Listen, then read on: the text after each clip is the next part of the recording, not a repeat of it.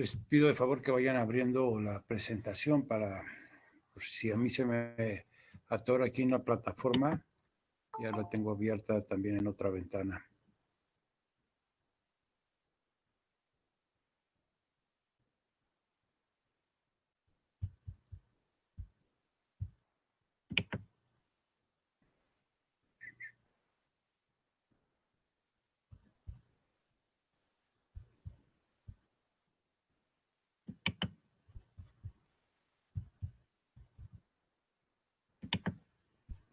Sí ven la presentación, ¿verdad? La plataforma. Sí. Sí, profe, se ve. Bueno, pues vamos a dar inicio. Nos quedamos viendo el tipo de subastas. Vimos las competitivas y las no competitivas y ahora vamos a ver otra característica de subasta que se llama a tasa o precio único. Esto generalmente se da cuando las condiciones del mercado son desfavorables o que existe mucha inestabilidad en el mercado. Entonces, todas las posturas se van a realizar a un solo precio. ¿Qué es lo que sucede cuando se lleva a cabo un tipo de postura, que es la que sigue a tasa o precio múltiple, que es generalmente la que vemos de manera común, la que va a suceder mañana? Seguramente va a ser una subasta a tasa o precio múltiple. Si bien a nosotros Banco de México, a través del sistema integral de atención ciudadana, nos da a conocer los resultados de la subasta, nada más nos da un dato, pero ese dato es una ponderada de los diferentes precios o diferentes tasas, según como se quiera ver, que fueron asignadas las posturas. Entonces tenemos dos tipos de subastas importantes: a tasa o precio único, cuando hay inestabilidad en el mercado y todos van parejos, o la que es a tasa o precio múltiple y sacamos un ponderado, que es la que da a conocer Banco de México, ¿ok? Por otro lado, tenemos la subasta de vasos comunicantes, que no es otra cosa que nosotros intermediarios reflejamos las posturas de nuestros clientes para poder asignarles los títulos en la subasta, ya sean a través de un reporto o bien en directo. ¿Se acuerdan que también comentábamos la semana pasada en directo que había clientes institucionales que me pedían a mí: quiero que me asignes en directo los CETES, no en reporto? Vamos a ver más adelante cómo son los reportos para que nos quede más claro. No sé si tengan dudas hasta aquí.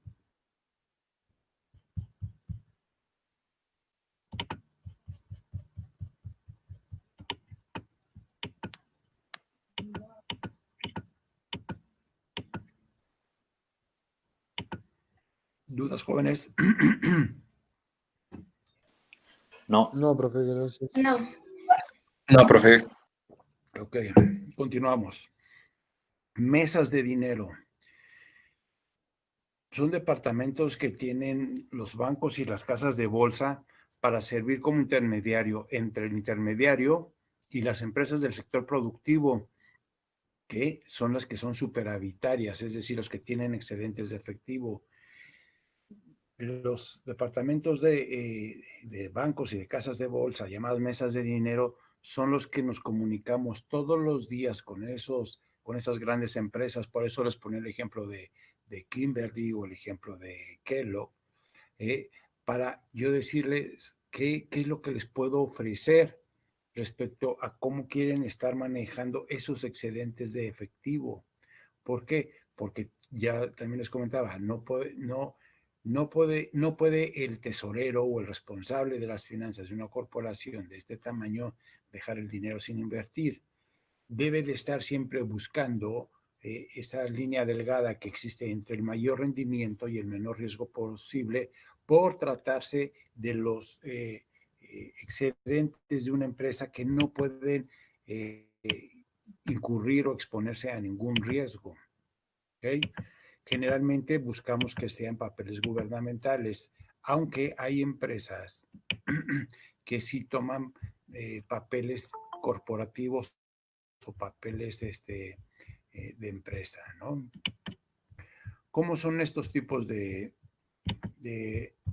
ofertas? Perdón, en el caso de las ofertas, cuando son papeles corporativos o papeles bancarios, se lleva a través de oferta. Ya vimos la semana pasada, todo gubernamental va a través de una subasta y todo lo que es privado y bancario va a través de una oferta pública.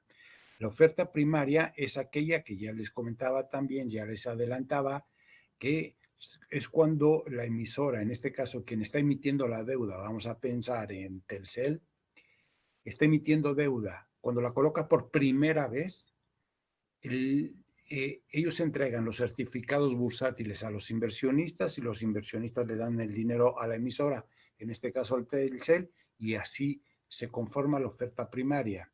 La oferta secundaria es, como ya también lo habíamos comentado de alguna manera, es que se da ya entre inversionistas y que no tiene una afectación en las cuentas contables o en el capital de la emisora.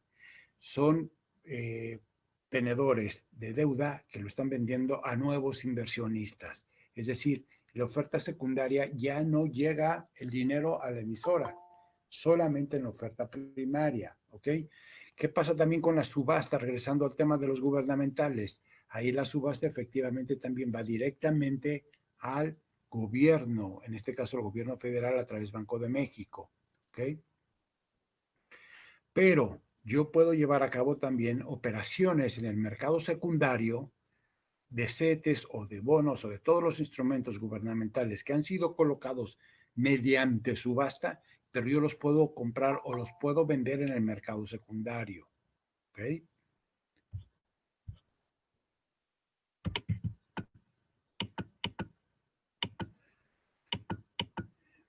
Vamos a ver ahora la relación plazo-riesgo en los instrumentos gubernamentales. Obviamente, a menor plazo estamos incurriendo siempre en un menor riesgo, independientemente del tipo de instrumento. Claro, habrá instrumentos que signifiquen o involucren un mayor riesgo, pero de entrada, si yo estoy tomando una posición de corto plazo, estoy disminuyendo el riesgo. Y en este sentido pueden ver ahí en el slide que el CETE, poniéndolo en una relación plazo-riesgo de corto plazo, que ya vemos que es hasta un año, el CETE es el que menor riesgo tiene. Y así me voy con los bondes y los BPAs y los subdibonos y los bonos MS y los bonos UMS, que son de muy largo plazo. Ahí vamos a ver que existe un mayor riesgo, no tanto por el riesgo emisor, sino el riesgo de mercado, que también ya lo veremos hacia adelante. También en la misma relación que tiene que ver plazo-riesgo, también dentro de los papeles bancarios y corporativos, podemos ver que los papeles de corto plazo, es decir, todo lo que vamos a ver en los ejercicios, creo que esta semana, vamos a ver que todos los instrumentos que cotizan a descuento y se consideran de corto plazo son los que menor riesgo tienen. Después vamos a ver otro tipo de instrumentos como los certificados bursátiles de mediano y largo plazo, certificados de participación inmobiliaria, obligaciones, certificados de participación ordinaria, que esos son de mediano y largo plazo, conllevarían un mayor nivel de riesgo. Los que llevan un menor de riesgo en este tipo de instrumentos bancarios o de empresas son las aceptaciones bancarias, los pagarés con rendimiento liquidable al vencimiento, los certificados de depósito, el papel comercial y los certificados bursátiles de corto plazo que no excedan de un año. ¿Okay?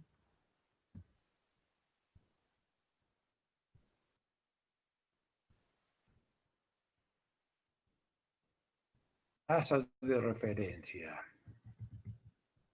en el mercado de dinero.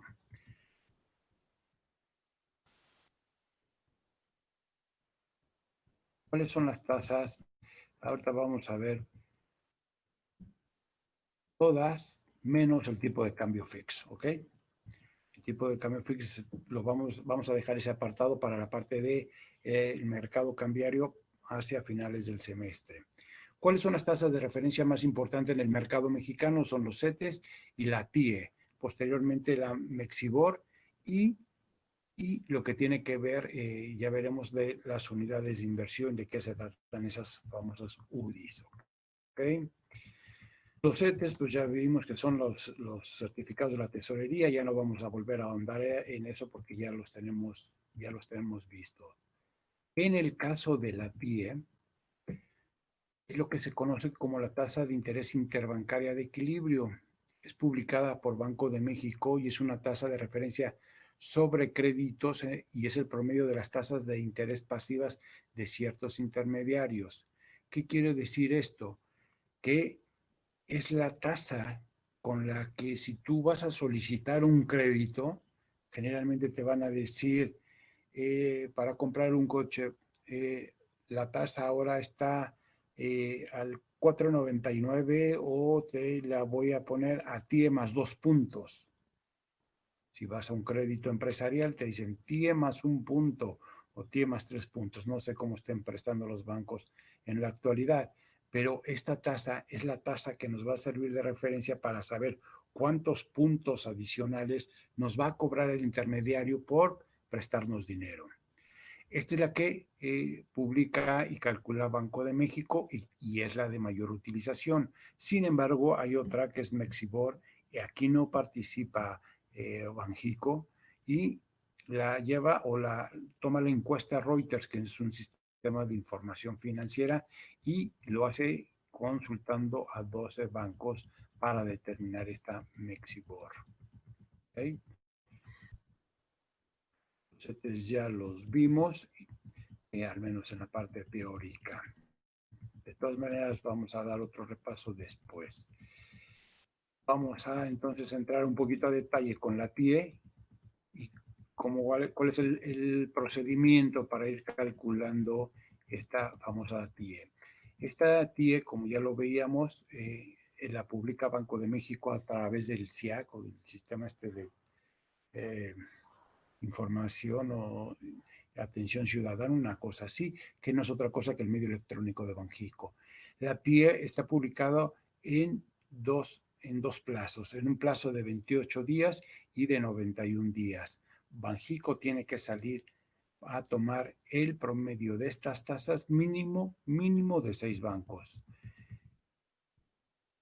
¿Cuál es el procedimiento? Por ahí de las 12 del día, al mediodía, Banco de México llega al mercado y les dice que necesitan por lo menos que 6 bancos le pasen la tasa a como estarían prestándose entre sí. ¿Ok? Es decir, hay operaciones en el mercado abierto entre los bancos que de repente me dicen, necesito que me prestes dinero porque a lo mejor me salió una oportunidad de yo poder colocar con un cliente y yo ya tengo cerradas mis cuentas o no tengo la liquidez suficiente, la necesito de un día para otro día para cubrir a lo mejor algún quebranto en lo que salgo a vender alguna posición. Para lo que ustedes quieran y manden, existe esta TIE en el que Bancomer le dice a Santander, préstame dinero. Esa tasa es la que les pide Banco de México. ¿Tú cómo me prestas? Y tiene que ir a pedirle por lo menos a 6 bancos para poder obtener esas 6 cotizaciones. Y con base en esas 6 cotizaciones es como determina y pondera la tasa TIE, que esa TIE es la que va a publicar en el sistema de atención ciudadana que tiene Banjico y se publica en el diario oficial de la Federación al día hábil bancario siguiente, ¿ok? Y generalmente, insisto, nos sirven para fijar las tasas de cuando nosotros vamos a contratar un crédito, nos van a decir es TIE más 2 puntos o es TIE más 0.5, etcétera, etcétera. La parte del fix no vamos a ver nada por ahora. ¿Listo? Y lo que sí vamos a ver son las UDIs. Aquí les hago una pregunta, jóvenes. ¿Sabemos qué son las UDIs Unidades de inversión. y qué significan, qué representan, para qué sirven, desde cuándo las inventaron o qué, cómo se comen o qué? Pues tenía entendido que sirven para evitar, son como es que no sé, como algo de referencia para las tasas y sobre eso, no sé, tasar algunos créditos y demás, y evita que si hay inestabilidad en el mercado, esas tasas se disparen, pero no estoy muy seguro. Bueno, sí, efectivamente han sido concebidas para eso. Ahorita vamos a ver una breve historia. Se les llaman Entonces, efectivamente unidades. esas UDIs son como estandarizar todas las tasas del mundo en una. O sea, como, No, no, no todas las tasas del mundo. Ahorita vamos a ver cómo funcionan. Efectivamente se llaman unidades de inversión. Las creó Banco de México allá por 1995, de hecho. Tienen como antecedente una gran crisis económica de diciembre del 94 y veamos, aquí lo tengo y de una vez creo que aquí lo tengo. Sí, okay. Vamos a ver.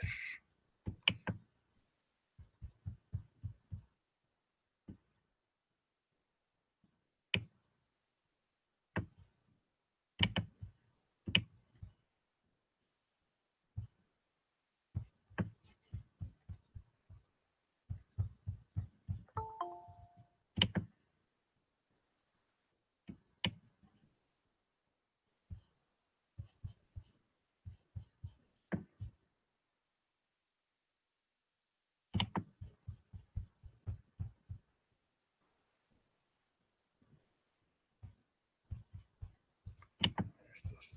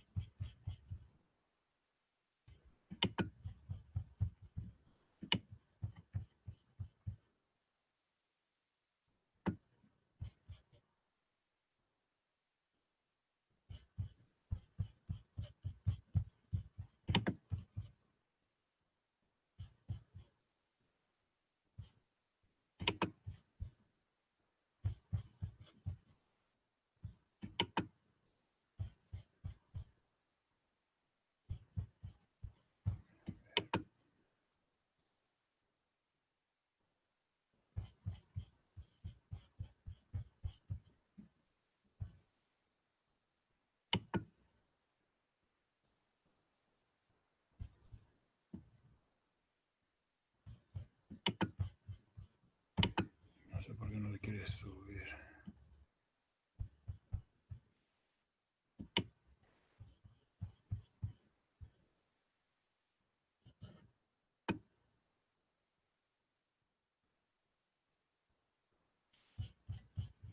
Bueno, ahorita las...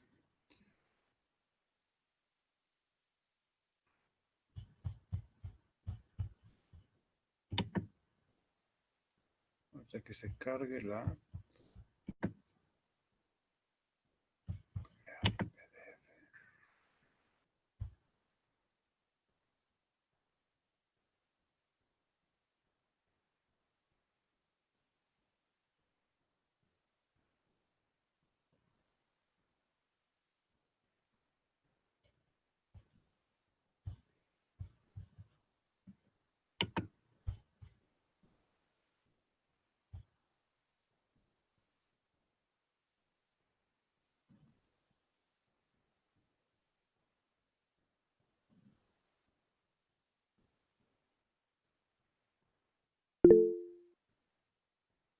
Ya casi va, jóvenes. No desesperen.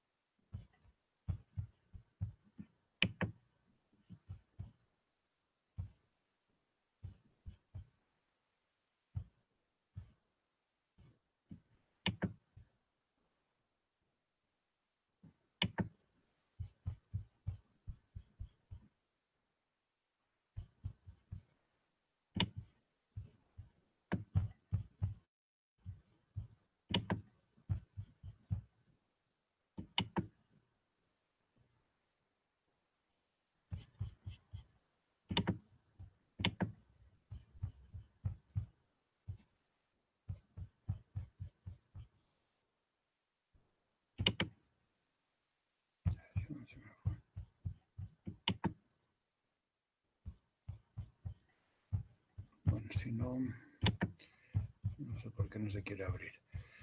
Bueno, pero mañana continuamos viendo lo de la parte de las UDIs y cómo fueron, por qué fueron constituidas. Lo único que les adelanto es que efectivamente salieron al mercado un 4 de abril de 1995. Su valor original era de $1 por cada UDI.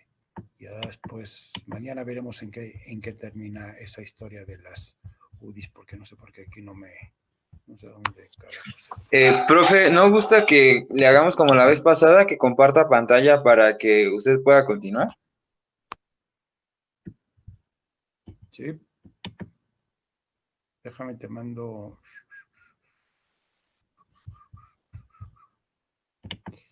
Te voy a mandar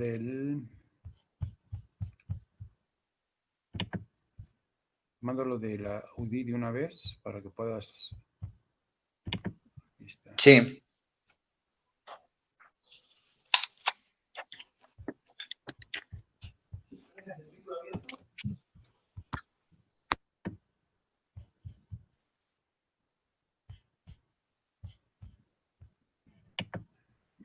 ¿Me acuerdas el correo, porfa? Bueno, se lo mando aquí al chat para que lo copie rápido. Pues si quieres, no, si quieres aquí ya estoy para. Creo que ya, o sea, con que me des las primeras letras. El grupal, ¿verdad? Sí, sí, sí, sí. ¿Es alumnos? No. Uh-huh. Ah, no, perdón, me equivoqué. No, Es Actuaría WAC 2018. ese sí me parece, dije.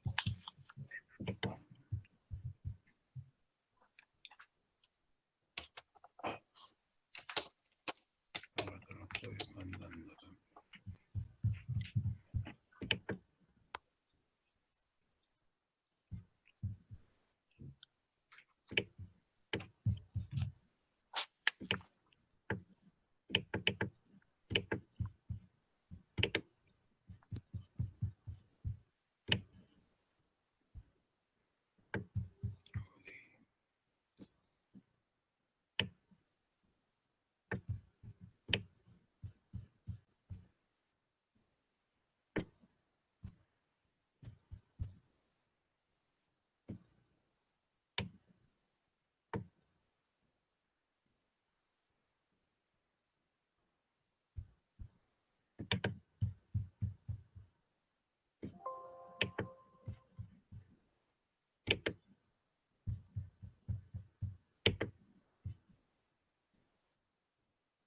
A ver, ya se está yendo. Mensaje enviado.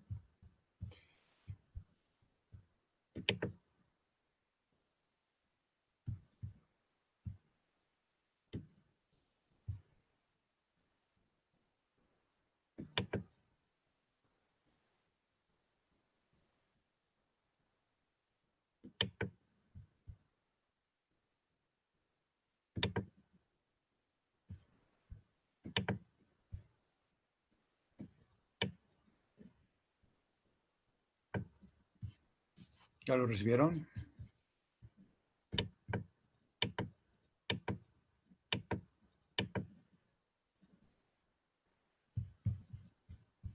Sí, ya. Ya, profe. Okay. Bueno, si quieren de una vez terminamos con el tema de las UDIs para no dejarlo ahí pendiente. Bueno, pues ya tiene algunos años, de 1995 a la fecha, tienen operando las UDIs. En un momento, bueno, fue vendido o argumentado con el propósito de proteger el ahorro de los inversionistas. Ya vimos en la presentación que fue lanzado el 4 de abril de 1995 con un valor inicial de 1 a 1, es decir, una UDI por $1. Las unidades de inversión eran un sistema de referencia para realizar algunas operaciones bancarias y financieras con el fin de contrarrestar los efectos adversos de la incertidumbre inflacionaria y de tasas.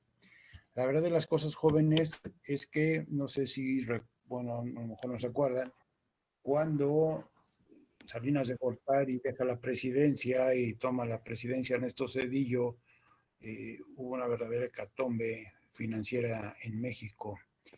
Las tasas de estar más o menos como en la actualidad, en torno a un 3%, terminaron yéndose al 150%. Y, y se vino un verdadero problema tanto económico como financiero. Y hemos dicho que las crisis financieras se dan cuando se rompe esa relación entre el deudor y el acreedor. Pues esa crisis de 1994 o el error de diciembre de 1994, como muchos lo conocen, tuvo crisis financiera y tuvo una crisis económica. ¿Qué es lo que sucedió en 1994? Bueno, que a partir de enero de 1994 se había anunciado con bombo y platillo que México empezaba a formar parte, prácticamente tenía un pie en el primer mundo. ¿Y saben por qué era eso? ¿Alguien se acuerda que entró en vigor el 1 de enero de ¿No fue 1994? el Tratado de Libre Comercio de Es América del correcto, el Norte? Tratado de Libre Comercio de Norteamérica, así llamado en ese entonces. Y bueno, pues lo han vendido si ya estuviéramos prácticamente en el mundo desarrollado. Sin embargo, vinieron una serie de situaciones políticas y decisiones económicas mal tomadas. En ese mismo año, 1994, catastrófico también, igual que este 2020, lanzan de candidato a Luis Donaldo Colosio. Ya saben cuál fue la historia del malogrado candidato oficial, el 20, no acuerdo que está el 20 y tantos de marzo, pues lo asesinaron. Después vienen secuestros, antes de, bueno, a la par de cuando entraba en vigor el Tratado de Libre Comercio, el Tratado de Libre Comercio de Norteamérica, hubo también otro evento. ¿Alguien sabe cuál es? ¿Metieron a la cárcel al hermano del presidente o no? Pues. No, eso fue después, eso fue en el 95. Ah, ok. 1 de enero de 1994, a la par de que México entra en vigor el Tratado de Libre Comercio de Norteamérica, algo sucede en el sureste mexicano. El movimiento El zapatista. ejército zapatista. Efectivamente, el movimiento zapatista hace su aparición pública por primera vez y le declara la guerra al Estado mexicano. Entonces, lo que parecía ser 1994 como un buen año para México, pues terminó siendo uno de los peores años de la historia, yo creo, reciente o igual de toda la historia que tenemos como nación. Porque, bueno, ya sucede lo que les comento del asesinato de Luis Donaldo Colosio. Después secuestran a un par de empresarios, matan al secretario del PRI, un Ruiz Massieu. En fin, todo eso fue mermando la confianza de los inversionistas extranjeros y locales en México. A la par, a la par de que en ese entonces se tenía un esquema en el caso del tipo de cambio. se tiene un esquema de flotación controlada o de bandas, en el que si el tipo de cambio se depreciaba un poco o rebasaba ese límite que tenía como referencia, entraba el gobierno y empezaba a subastar dólares para tratar de controlar o mantener esa paridad entre lo que le llamamos una resistencia y un soporte, un techo y un piso. En ese rango se estaba moviendo y se debía mover el tipo de cambio de manera controlada. Y cuando había presión sobre el peso, que es lo que hacía la autoridad, pues mandaba dólares al mercado para que hubiese suficiente oferta de dólares y no se siguiera encareciendo. Pero esto a la postre también significó, junto con todos los eventos políticos de los que ya les he hecho mención, terminó siendo un verdadero cóctel nefasto para la economía mexicana, porque se fueron minando las reservas del país, las reservas internacionales, lo que tenemos en oro y en dólares, se fueron agotando tanto por las cuestiones políticas como por tratar de mantener esa paridad ficticia. Es decir, la paridad en ese entonces no se manejaba como se maneja en la actualidad, que estaba sujeta a la libre flotación. Si venía un choque del exterior y de repente había mucha demanda de dólares en México y vendían muchos pesos mexicanos, pues ya vimos que el peso se puede ir a 25 o 26 pesos.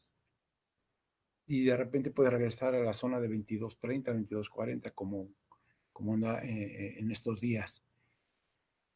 En ese entonces no funcionaba así ese esquema cambiario del gobierno mexicano. Se les había ocurrido otra manera para tratar de dar esa imagen de estabilidad y poder llevar a cabo la firma del tratado.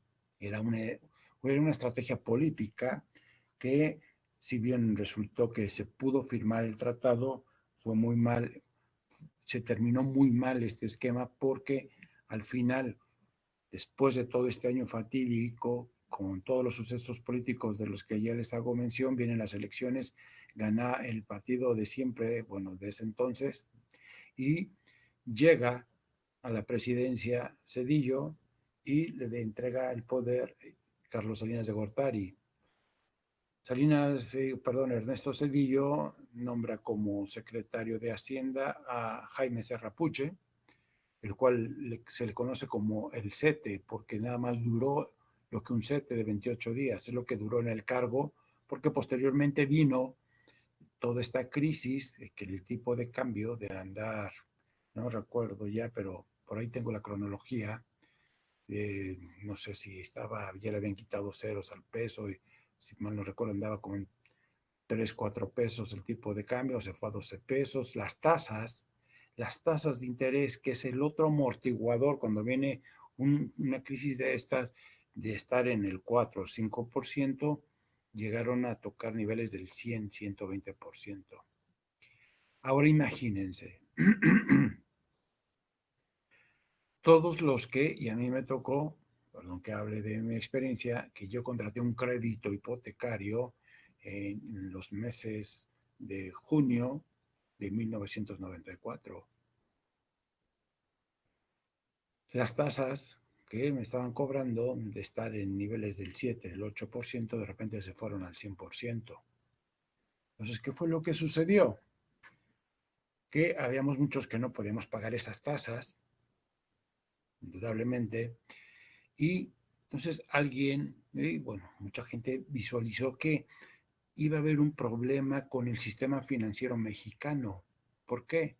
Porque se imaginan que todos los que éramos usuarios de un crédito hipotecario, de un crédito automotriz, de un crédito empresarial, todo el mundo iba a dejar de pagarlo, la cartera vencida de los bancos se iba a disparar y el capital contable de los bancos pudiera volverse negativo y a la postre quebrar. Y esto era un riesgo sistémico, es decir, todo el sistema de pagos del sistema financiero mexicano estaba en esas condiciones. Entonces, se les ocurrió la idea, no mala idea, de crear estas unidades de inversión. Y efectivamente la finalidad fue básicamente proteger no tanto a los inversionistas ni a los usuarios del crédito, aunque también de alguna manera nos vimos beneficiados en algún momento, porque lo que se buscaba es que estas unidades de inversión si sirvieran que en lugar de contratar yo con una tasa de mercado, una tasa de mercado dinero al 100%, me iban a fijar me la iban a fijar en UDIs. Esos créditos los iban a pasar a UDIs, ya no iban a estar en una tasa de mercado porque estaban, insisto, eran impagables. ¿Qué sucede después? Pues que esas UDIs fueron publicadas o son publicadas todos los días por Banco de México y lo que realmente, perdón, expresa la UDI es el comportamiento inflacionario. ¿Qué es lo que significa? Que la UDI refleja el crecimiento que tiene la inflación. Entonces, la idea original no era mala en el sentido de que me va a cobrar el banco en UDIs, es decir, en lo que vaya creciendo la inflación, más un spread, más un diferencial, más una sobretasa, que no va a ser ni remotamente tan alta como las tasas del 100, 120% que llegaron a tocar en ese entonces. La verdad de las cosas es que en un principio ha funcionado tanto para los bancos no se les disparara la cartera vencida y para que no todos los usuarios nos convirtiéramos en morosos y decir, ¿sabes qué? Ahí está tu casa, ahí está tu coche, ahí está la fábrica, para poder reestructurar todos esos créditos dada esta crisis financiera que fue muy grave, insisto, estalló a finales de diciembre de 1994 y la verdad de las cosas, eso hizo que el país, de cuando se esperaba 1994 que fuera a ser todo jauja y que casi ya decían algunos que prácticamente íbamos a hablar nada más inglés, la verdad de las cosas es que fue un año fatídico y las consecuencias de esa crisis, tanto económica como financiera, las seguimos viendo en 1995, 96 y así. Entonces, para eso fue creada la UDI. Entonces, lo que ya podemos ver en la UDI es que nos refleja el crecimiento que tiene la inflación a lo largo del tiempo. No sé si qué archivo fue el que se haya ido porque estaba actualizando el material.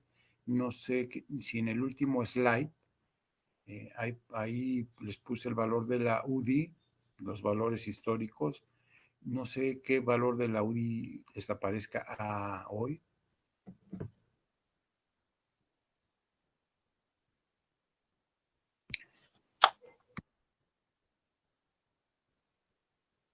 ¿Qué valor dice ahí, jóvenes, en el último slide? 6.42. Bueno, ese no es el valor de la UDI hoy. No sé por qué, bueno, no se actualizó. El valor de la UDI es de 6.51 para el día de hoy. Si ustedes hubiesen invertido el 4 de abril de 1995, y vamos a pensarlo como si fuese un Bitcoin en una UDI, pues esta inversión se hubiese multiplicado al día de hoy por 6 veces, más de 6 veces. ¿Sí me explico? Todo Sí. lo y qué lectura le podemos dar, pues que el crecimiento también ha habido periodos inflacionarios muy altos en México, inflaciones muy elevadas, y por eso tenemos el valor de la UDI en 6.51, 13, una cosa así, al día de hoy. Profesor, una duda. Sí. O sea, pero entonces eso que incrementó la UDI del 94, bueno, del 95 a hoy, o sea, es para que mi mismo peso, o sea, lo que antes era en el 95 era un peso, ahora son 6.51 pesos, te hace 25 años, ¿no? Es correcto. Y lo único que está reconociendo la UDI es la inflación. Ah, ok. Este peso de 1900, bueno, a partir de ese año, del 4 de abril del 95 al 651.13 que vale hoy la UDI, ese crecimiento ha sido pura inflación. Nada más. Evidentemente ha habido instrumentos o alternativas de inversión que han sido mejor que la UDI. ¿Por qué? Porque hay periodos en que, y no sé si ya se los había comentado, las tasas de mercado de dinero resultan más elevadas que la inflación. Y entonces ahí sí tenemos un premio real. Pero ha habido ocasiones, y creo que se acerca una temporada de esas, en que la inflación prácticamente va a ser más alta que las tasas de interés de mercado de dinero. Entonces, cuando se da este fenómeno se le conoce como tasa real negativa, en que la inflación es mayor que la tasa de interés o el costo de dinero como lo conocemos. Sin embargo, ha habido temporadas en que, insisto, las tasas de interés han sido bastante más altas que la inflación. Pero la UDI, lo único que está, el valor de la UDI, lo único que me reconoce al día de hoy es la inflación. Nada más. ¿Dudas, jóvenes? No, profe, gracias. Entonces, nada más para que tu dinero mantenga el valor, o sea, inviertes en UDIs y pues ya por lo menos aseguras lo de la inflación, ¿no? O sea, no ganas más, pero no pierde valor. Entonces es mejor Así que es. tenerlo debajo del colchón, por ejemplo. Sí, sí. Bueno, recuerden que debajo del colchón es de las peores, es la peor opción financiera. Vaya, no se lo podría llamar ni opción financiera. Claro está que en los temas actuales de hackeo de las cuentas de cheques y todo eso, probablemente sea un buen lugar, ¿no? Un lugar más seguro, entrecomillado lo digo esto, que las cuentas de cheques, porque pues está a la orden el tema de hackeo en las cuentas bancarias y todo este tema. Por eso sí es bueno estar siempre pensando en ver de dónde debo de canalizar, si tengo esa parte de mi patrimonio líquido, dónde poderlo invertir, que esté a buen resguardo, ¿no? ¿Alguna otra duda, jóvenes?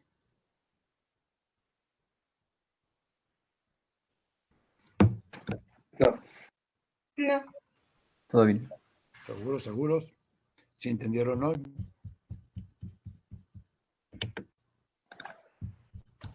sí, Ok, ¿les parece que lo dejemos por hoy antes de que me quede un poco fónico y nos vemos mañana? profe. Hasta luego. Gracias. Hasta luego, profe. Muchas Profe. gracias. Gracias, profe. Gracias.